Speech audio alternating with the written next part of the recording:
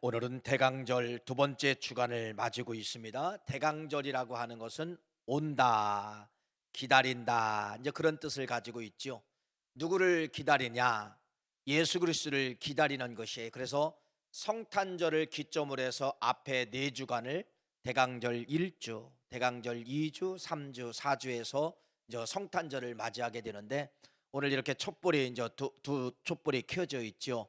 이것은 바로 뭐냐면요, 대강절 두 번째 주간이다, 이렇게 말씀을 드릴 수가 있습니다. 여러분, 대강절에 누구의 마음을 가져야 되느냐? 동방박사들은 천문학자들이죠. 별을 연구하는 사람들인데, 이들은 여러분 특이한 별을 발견하게 됩니다. 저런 별을 뜨면은 온 인류를 위한 왕이 나올 것이다. 그래서 별을 따라가서 이스라엘 나라에 도착을 해보니까 그 마국간, 베들레헴 마국간에 아기 예수가 탄생한 거예요. 별이 그분을 붙이고 있는 것이에요. 그래서 그분들이 여러분 황금과 유약을 몰약을 드리는 그러한 사건이 마태복음에 기록되어져 있습니다.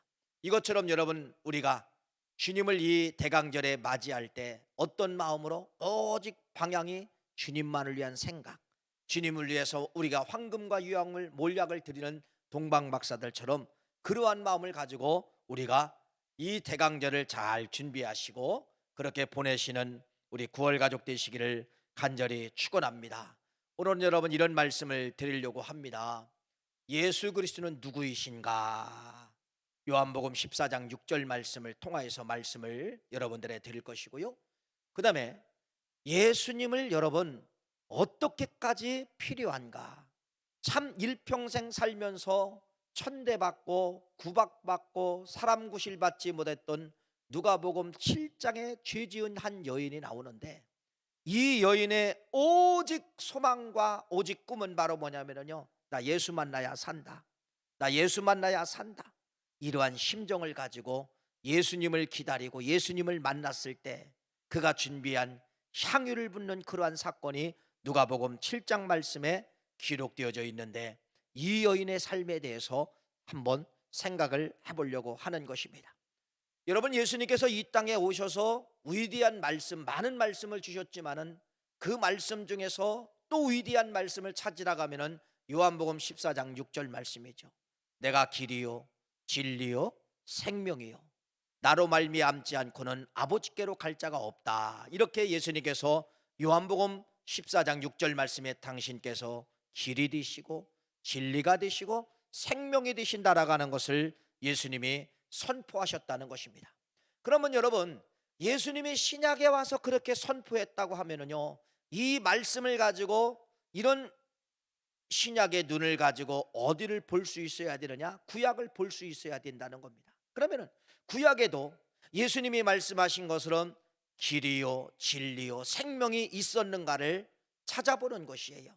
그래서 여러분, 성경은, 구약 성경은 오실 예수님에 대해서 기록한 책이고, 신약 성경은 오신 예수에 대해서 기록한 책이죠. 성경 66권은 다 누구 이야기냐? 예수 이야기예요. 그래서 예수님이 말씀하신 그 말씀을 갖다가 어느 성경책에라도 집어넣으면은 여러분 어떻게 했냐? 정확하게 뭐가 나오느냐? 해답이 나온다. 이렇게 말씀을 드릴 수가 있습니다. 여러분, 지난주에 말씀을 드린 것처럼 지난주 말씀을 조금 더 상고하면서 오늘 말씀을, 여러분들에게 말씀을 드리려고 합니다. 예수님께서 말씀을 드렸잖아요. 뭐라고요? 내가 길이요, 내가 진리요, 내가 생명이요. 그러면 여러분, 출애굽기, 레위기, 민수기, 신명기, 이건 광야 40년의 생활을 말하고 있죠. 광야 40년 속에서 예수님이 말씀하신 길이 있는가? 예수님이 말씀하신 진리가 있는가? 예수님이 말씀하신 생명이 있는가를 여러분 한번 찾아보도록 하겠습니다. 지난주에 말씀을 드린 것처럼 이스라엘 백성들이 광야 나왔을 때 여러분, 하나님께서 이 이스라엘 백성들에게 안내자가 되신 것입니다. 이스라엘 백성들이 광야 40년이, 광야의 광야는 여러분 사막도 있고 여러 가지 험난한 길이지요. 어떤 때는 길이 없어요. 사막 땅이기 때문에 길이 없으면 여러분, 길을 누가 낸다 해도 길이 다 사라집니다. 바람 불면 사라집니다. 이스라엘 백성들이 어떻게 가나안 땅까지 갈 수가 있을까요? 이들은 여러분 천문학자가 아니에요. 갈 수가 없어요. 성경에 보니까 누가 길을 내셨다고 말씀하고 있느냐?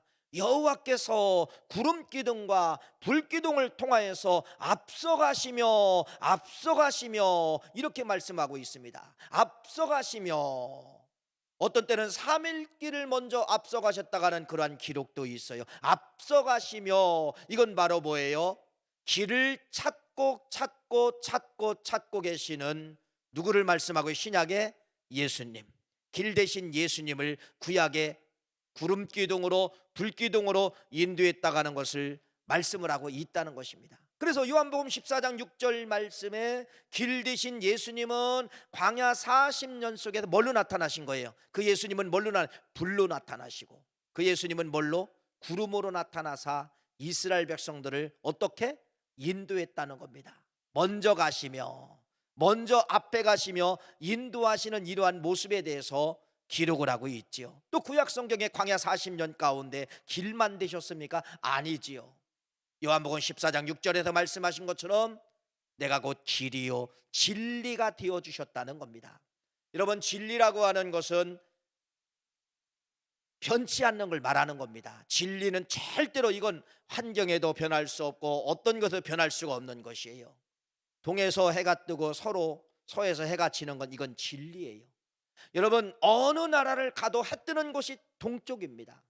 해가 지는 쪽이 어디예요? 서쪽입니다. 미국을 가든 동남아를 가든 유럽을 가든 어디를 가도 여러분이 동쪽과 서쪽을 찾을 수가 있고 남쪽과 북쪽을 찾을 수가 있어요. 아침에 일어나서 해 뜨는 방향이 어디냐? 어느 나라를 가든 어디예요? 동쪽. 저녁에 여러분 해가 넘어가는 지역이 어디예요? 서쪽. 이건 진리예요. 어느 나라를 가든 동에서 해가 뜨고 서로 지는 것이, 이것이 진리입니다. 진리는 변치 않는다, 그런 말씀이에요. 여러분, 진리 되신 이 예수님, 변치 않는 예수님이 광야 40년 속에 역사한 것입니다. 광야 40년 속에 진리의 예수가 역사한 거예요. 무슨 말씀이죠?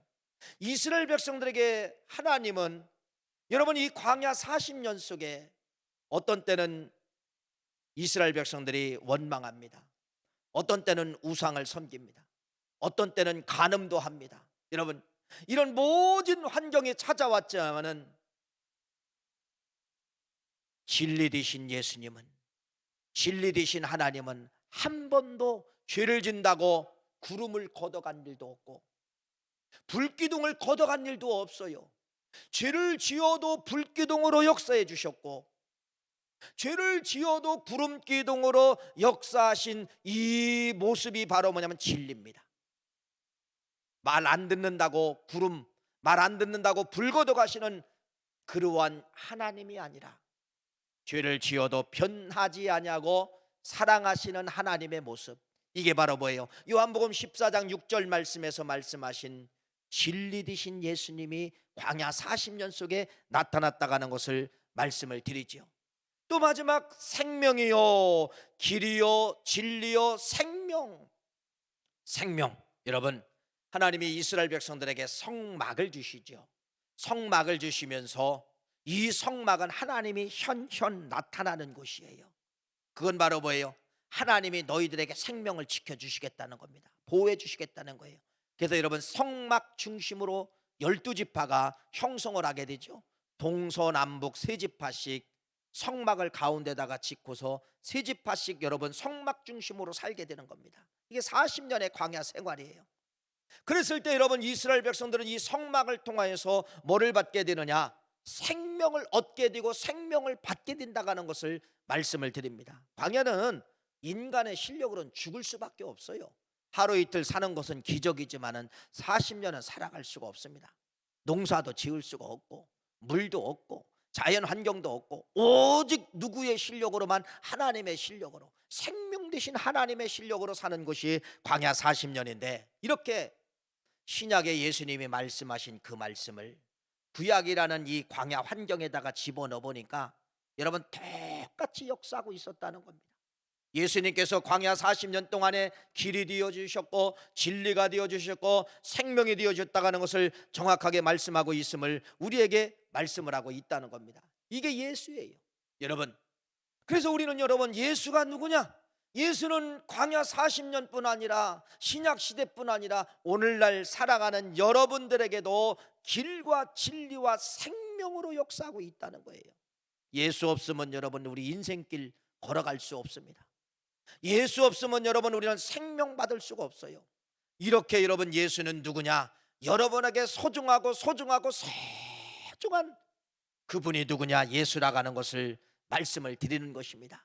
그래서 우리는요 늘 들은 말씀, 뭐 또 그 말씀이네, 또 생명 이야기네, 여러분 그냥 이렇게 버려버리지 마시고 다시 한번 성탄절을 즈음해서 진짜 나는 예수님을 길로 진리로 생명으로 받아들이느냐, 여러분 이것을 한번 대강절을 통하여서 점검하셨으면 좋겠다는 것입니다.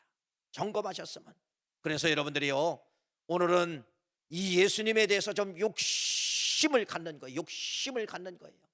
목숨 내걸고 욕심 가진 한 여인을 여러분에게 소개하려고 서두에서 말씀을 드린 것처럼, 여러분 진짜 길 되신 예수, 생명 되신 예수, 진리 되신 예수를 여러분 진짜 필요하십니까? 진짜 그분을 그렇게 간직하고 있습니까?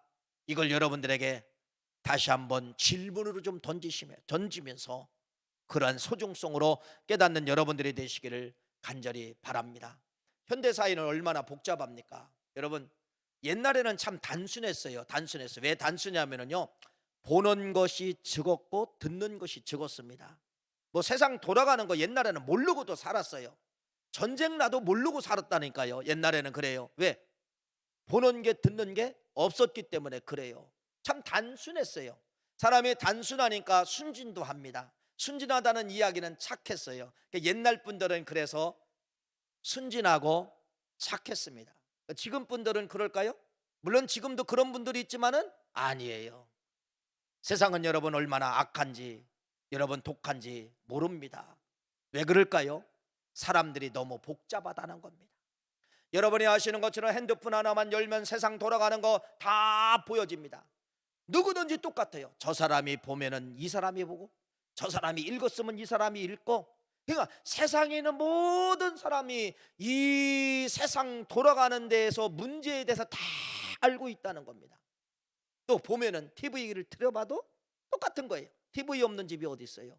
그러니까 여러분 지금은 세상 사람들이 다 똑같다는 거예요. 그러니까 너무 많은 안 들어야 될 것도 듣고 안 봐야 될 것도 보기 때문에 여러분 수많은 정보가 어디에 들어있냐면 머릿속에 들어있는 거예요.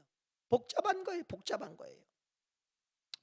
그래서 여러분 물론 이 코로나 시기라든지 코로나 시기가 아니래도 이 캠핑이라는 거, 이것이 우리나라에 이제 급속도로 급속도로 올라가게 됐잖아요. 캠핑 문화가. 캠핑이 바로 뭐예요? 뭐 하러 갈까요? 멍 때리러 가는 겁니다. 멍이 뭔지 알죠? 저녁에 모닥불을 딱 켜놓고 여러분 의자에 앉아서 불을 바라보면서 10분 20분 아니면 1시간 아무런 생각하지 않냐고 말 그대로 멍 때리는 거예요. 멍 때리는 거예요. 다 비워내는 겁니다. 다 비워내는 것이에요. 그래서 그렇게 캠핑이 여러분 급속도로 그 산업이 뭐 하게 되느냐, 급성장하게 되는 것을 볼 수가 있잖아요. 멍이 바로 뭐예요? 멍이라고 하는 것은 앞에 사람이 지나가도 눈은 봤는데 뇌에서는 그것을 입력을 못하는 겁니다. 내가 봤는데, 내가 들었는데, 분명히 불 앞에서 내가 멍 때릴 때 어떤 소리도 듣고 옆에 사람이 뭐라고 하는 사람 들리기는 들리는데 뇌에 저장이 되지 않는 걸, 이걸 가리켜서 뭐라고 이야기하느냐, 멍 때린다, 그렇게 이야기하고 있습니다. 참 그런 것도 필요하죠. 현대사회에서 너무 복잡하게 살기 때문에 한번 뇌를 다 쏟아내고 말 그대로 아무것도 빈 상태에서 멍 때리고 오는 것도 중요하지요. 그러나 여러분 잘 보십시오. 신앙의 멍이 있어서는 안 된다는 겁니다. 신앙의 멍이라는 것은 바로 뭐예요? 들어도 입력이 안 되는 거예요. 보아도 입력이 안 되는 것이에요. 이게 멍이에요. 멍. 신앙의 멍은 여러분 듣기는 들었는데 보기는 보았는데 전혀 머리에 남아있지 않는 것. 다시 말씀을 드리면은 예수님이 필요한 건가 필요치 않은가 이것조차도 모르는 거예요. 이것조차도 그 신앙의 무감각을 이야기하는 거예요. 예수가 필요하든지 필요하면 여러분 적극성을 가져야 되는데 어떻게 보면 필요한 것도 같고 어떻게 보면 필요 없는 것도 같고 이러한 현대 사회 현상을 통하여서 우리 신앙마저도 이러한 우리가 멍을 칠 때가 있다는 것을 말씀을 드립니다. 여러분 오늘 이 말씀을 통하여서 저는 여러분들에게 이 부모를 소개하려고 합니다. 어떤 부모냐면 이 부모예요. 예수님께서 나사렛에서 자라나셨죠. 이스라엘 백성들은 1년에 한 번씩 꼭 유월절을 지켜야 됩니다. 유월절이 바로 뭐예요? 출애굽한 날. 이스라엘 백성들이 애굽에서 430년 만에 출애굽한 날, 하나님의 10가지 재앙을 통하여서 바로가 손들고 너희들 다 나가라. 이게 유월절이에요. 유월절. 그래서 마지막 장자들이 다 애굽 장자들은 죽어나갈 때 이스라엘의 장자들은 살아났어요. 유월절 피 때문에 살아난 거예요. 양의 피 때문에 살아난 이 날을 기념하는 거예요. 예수님 시대도 유월절을 여러분 기념하기 위해서 유월절이 되면은 어느 곳에 살든지 다 예루살렘으로 가야 됩니다. 왜? 성전이 거기 있기 때문에. 예수님의 부모요 육신의 부모였던 요셉과 아버지 요셉과 마리아도 예수님과 함께 유월절을 지키기 위해서 여러분 예루살렘에 도착을 한 거예요. 유월절을 잘 지키고 이제는 집으로 나사렛에서 가는 과정입니다. 성경은 여러분 이렇게 기록하고 있습니다. 그의 아버지와 어머니 도저히 이렇게 하면 안 되는데 그렇게 한 행동에 대해서 기록하고 있어요. 그것이 바로 뭐예요? 하룻길 동안 가는 동안 예수가 있었는지 없었는지 전혀 멍 때리게 생각하지 아니하고 하룻길을 걸어갔다는 것입니다. 하룻길을 걸어갔다는 거예요. 이 하룻길은 여러분 이들에게는 예수가 없는 삶이에요. 아들 예수가 여러분 인정도 안 한 시간이 하루 길이에요. 이것이 성경에 기록되어져 있죠. 누가복음 2장 43절 44절 한번 읽도록 하겠습니다. 그게 그 말씀입니다. 읽어볼까요? 시작. 그날들을 마치고 돌아갈 때에 아이 예수는 예루살렘에 머무셨더라. 그 부모는 이를 알지 못하고 동행 중에 있는 줄 생각하고 하룻길을 간 후에 친족과 아는 자 중에서 찾되. 야, 이게 있을 수가 있을까? 여러분 한번 생각해 보는 거예요. 있을 수가 있을까? 옛날이잖아요. 옛날에는 여러분 고아들이 참 많았습니다. 왜? 잊어먹기 때문에 그러는 거예요. 부모하고 어디 갔는데 잠깐 역전 앞에 가는 잊어먹은 거예요. 옛날에는 여러분 아이들이 찾아올 수가 없어요. 이렇게 있는 경우가 많잖아요. 여러분 예수님의 어머니 요셉과 마리아를 보세요. 자, 오늘은 예루살렘에서 유월절을 끝나고 집으로 가는 거예요. 나사렛으로 가는 거예요. 어떤 부모가 자식 손 안 붙잡고 갑니까? 아니 사람들이 얼마나 많으면 여러분 자식이 많으면 저는 손 붙잡고 못 가면 여러분 억구라도 가야 되고요. 끈이라도 묶어야 돼요. 그런데 이 부모들은 여러분 집으로 출발할 때 예수에 대해서는 생각지도 안 했다는 겁니다. 자식에 대해서는 있나 없나 인원 점검도 안 했다가는 것을 여기서 말씀하고 있어요. 이게 내 모습이라는 거. 하룻길 동안 여러분 생각하지 않았어요. 하룻길 동안 예수에 대해서 점검하지 않았습니다. 아들에 대해서 점검하지 않았습니다. 이게 요셉과 어머니, 육신의 어머니의 모습이라는 것이에요. 이 모습이 여러분 내 모습이라는 겁니다. 하룻길이 1년이고 어떤 때는 그 이 하룻길이 여러분 10년, 하룻길이 평생이 될 수 있어요. 내가 여러분 지금 예수님의 육신의 어머니 요셉처럼 마리아처럼 하룻길, 예수 없이 하룻길을 걸어가는 내 신앙의 모습이 아닌가를 생각을 해보는 것입니다. 내 신앙의 모습이 이 모습이 아닌가. 있어도 그만 없어도 그만. 세상의 법칙은 여러분 잘 보세요. 그건 세상의 환경 때문에 그래요. 세상 사람들은 예수 없이도 잘 됩니다. 예수 없이도 흥황합니다. 예수 없이도 잘 먹고 잘 삽니다. 예수 없이도 잘 법니다. 그러니까 우리는 시각이 걸리가는 거예요. 없어도 잘 되네. 그러니까 여러분 나도 모르게 세상의 법칙을 통하여서 예수 덜 믿고도 잘 되네. 예수 덜 믿고도 여러분 잘 되는 법칙을 찾아가게 된다는 것입니다. 이게 1년이 습관이 되고 2년이 습관이 되다 보니까 예수가 이제는 없어도 된다.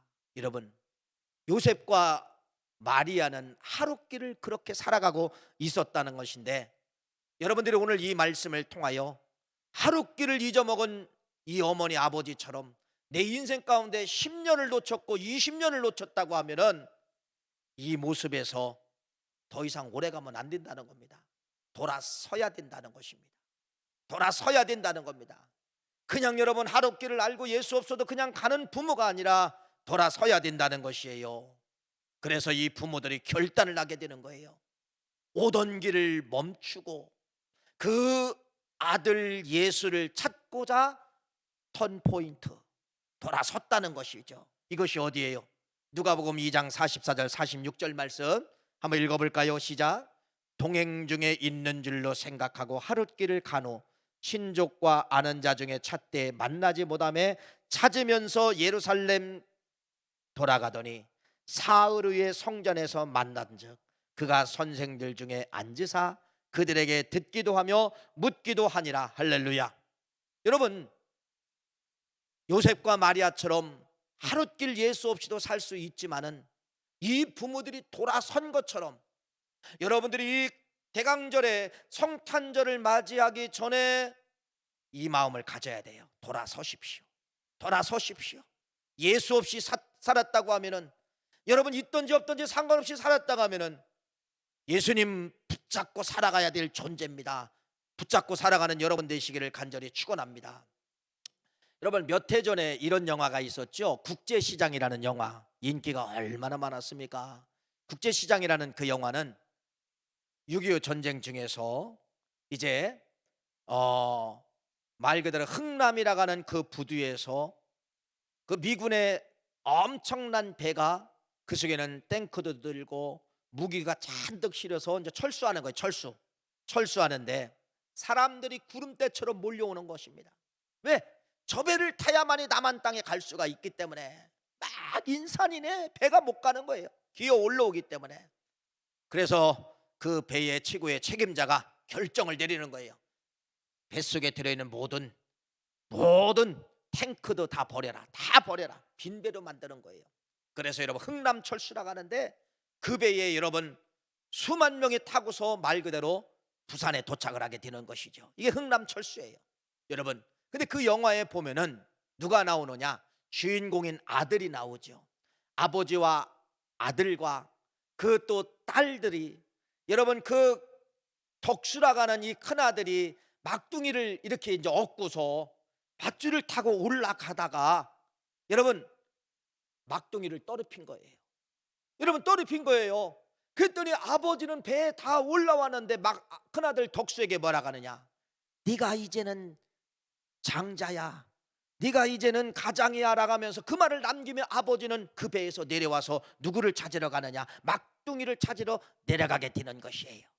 결국은 아버지와 막둥이는 그 배에 오를 수가 없이 이 배는 부산에 도착을 하게 된 것입니다. 그래서 아버지와 약속을 한 것이에요.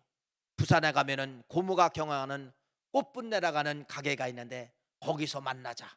여러분 그래서 이 큰아들이 꽃분내 가게에서 어머니와 아버지와 자기 동생을 기다리는데 와야 하나요? 오지 않아요.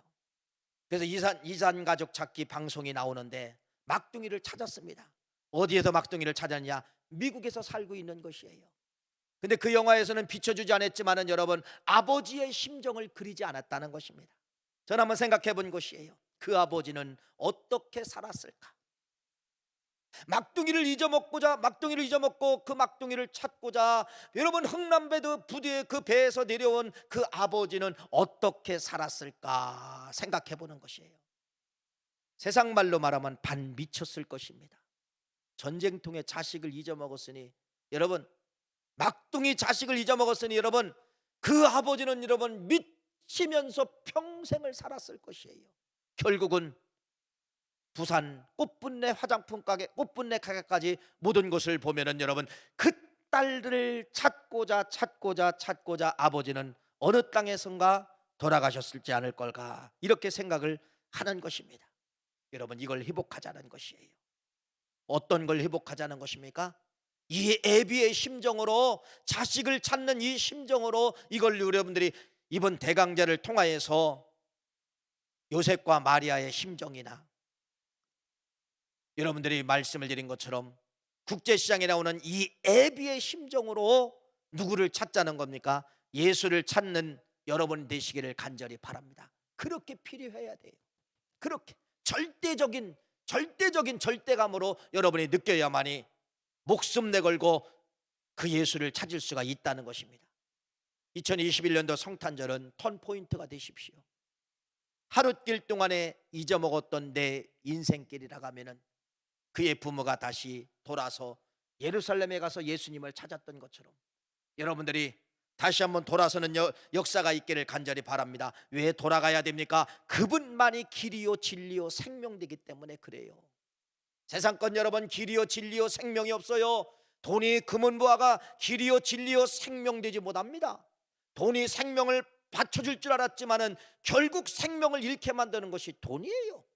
세상 붙잡은 것이 진리인 줄 알았는데, 세상 붙잡은 것이 여러분 길인 줄 알았는데, 결국 붙잡았던 그것은, 그 환경은 나를 배신하고 나를 죽이는 것을 볼 수가 있지 않습니까? 그분 만나야 됩니다.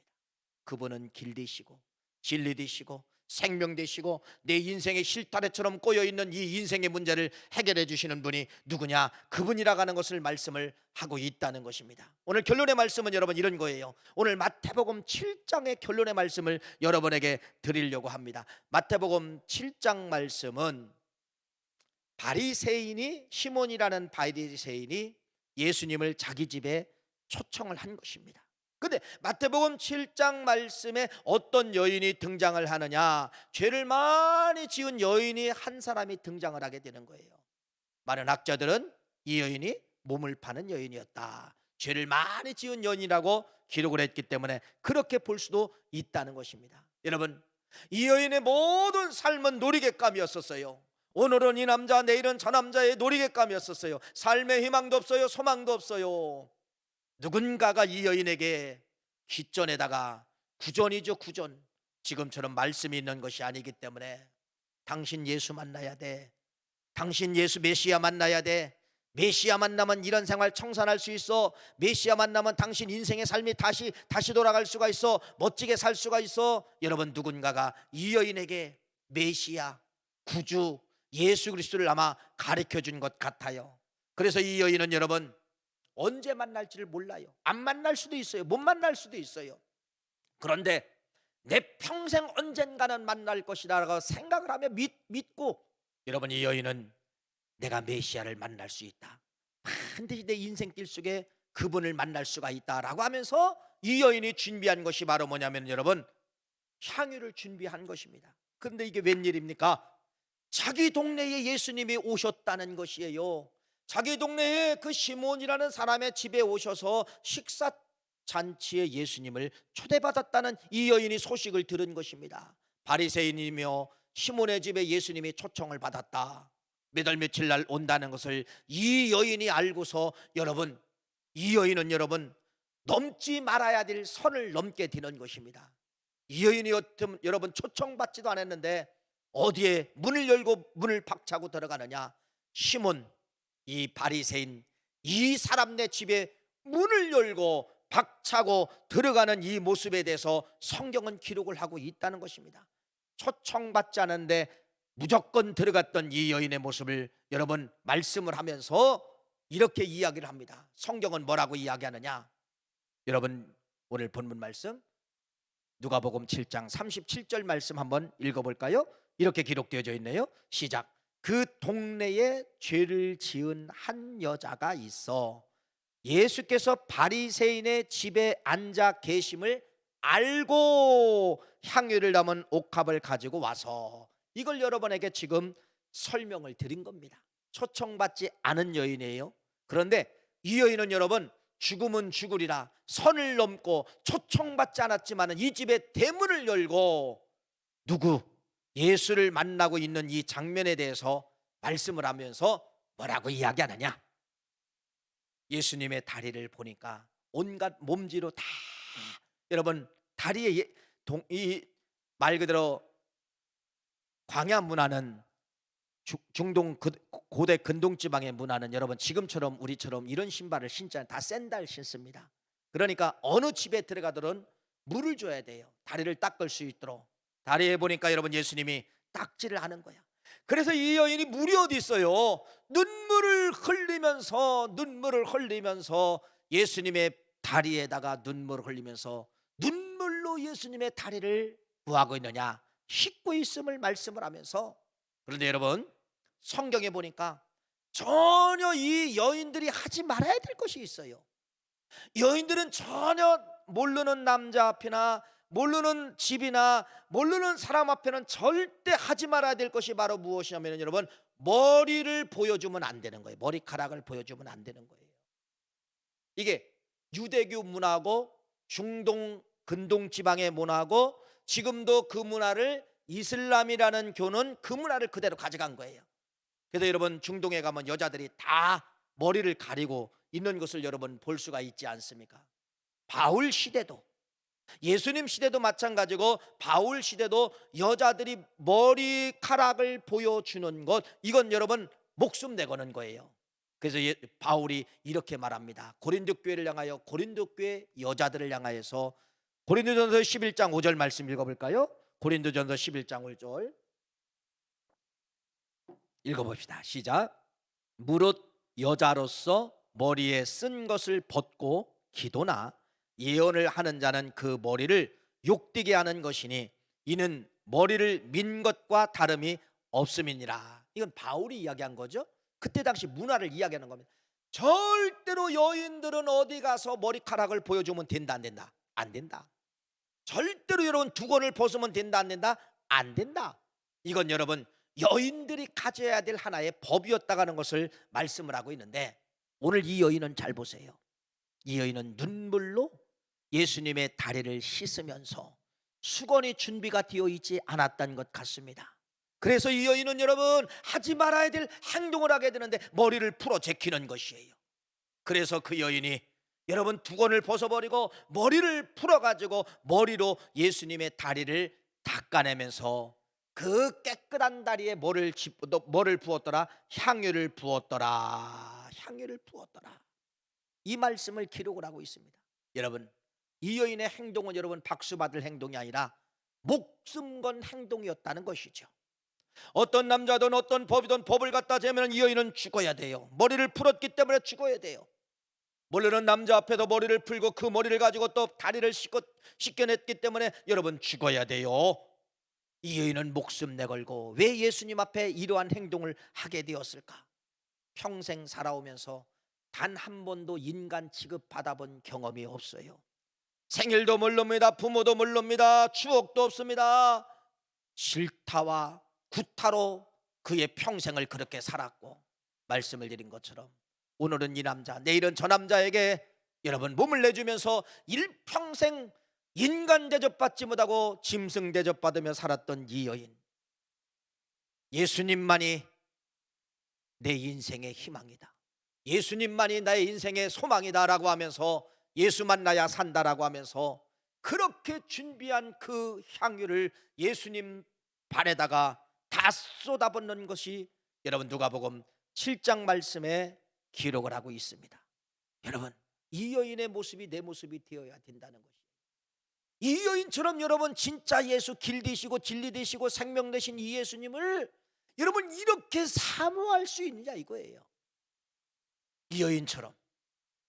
그래서 이 여인을 소개하는 것처럼 똑같은 사람인데 왜 이 여인은 그렇게 미치도록 예수님을 찾았을까? 찾은 그 예수님, 만난 그 예수님 앞에 이런 행동을 했을까? 여러분, 이 감동을, 이 감정을 우리들이 배워야 되지 않겠느냐, 이렇게 생각을 하게 되는 것입니다. 예수님도 감동받으신 거예요. 그래서 그 여인에게 선물을 주는 겁니다. 그 선물이 바로 뭐예요? 7장 48절 50절 말씀 읽어볼까요? 이런 선물이 나오게 되네요. 시작. 이에 여자에게 이르되 네 죄사함을 받았느니라 하시니 함께 앉아 있는 자들이 속으로 말하되 이가 누구에게 죄도 사하는가 하더라. 예수께서 여자에게 이르시되 네 믿음이 너를 구원하였으니 평안히 가라 하시니라. 할렐루야. 최고의 선물을 받았죠. 구원, 평안히 가라, 진리로 인도하시는 예수님의 모습에 대해서 여기 잘 기록을 하고 있음을 말씀을 하고 있다는 것입니다. 여러분, 마지막 비교합니다. 여러분, 누구를 선택할 것입니까? 누구를? 성경은 그래서 마지막에 선택권을 주는 거예요. 네가 누구냐? 네가 도대체 누구냐? 이걸 선택권을 주게 되는데, 그것이 누가복음 7장 44절 46절 선택권을 우리에게 주고 있다는 것입니다. 읽어볼까요?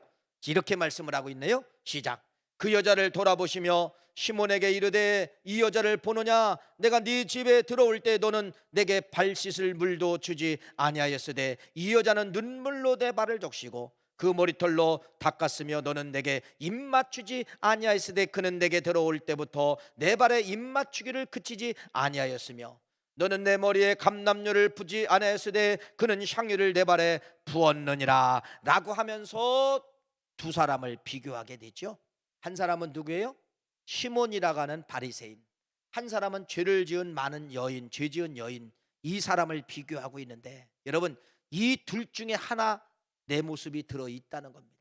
시몬 바리새인은 뭐예요? 예수님을 초청해 놓고 여러분 무시했다는 겁니다. 전혀 개의치 않았다는 거예요. 발 씻을 물도 주지 아니하고 입도 맞히지 아니하고 머리에 올리브 기름도 주지 않았다고 예수님은 직설적으로 직접 이렇게 말씀하고 있어요. 바로 뭐예요? 시몬 베드로는 예수가 있어도 고만 없어도 고만, 전혀 자기 마음속에 그렇게 필요한 예수가 아니었다는 겁니다. 혹시 여러분 시몬 바리새인처럼 지금 내 모습이 그런 모습이 아닌가 생각해 보는 것이에요. 그러면 누구를 선택을 해야 돼요? 이 여인을 선택을 해야 되죠. 이 여인은 어떤 여인이에요? 준비했습니다. 나 만나야 산다. 그분 만나야 나 산다. 그분에게 소망을 걸었고 목숨을 내 걸었어요.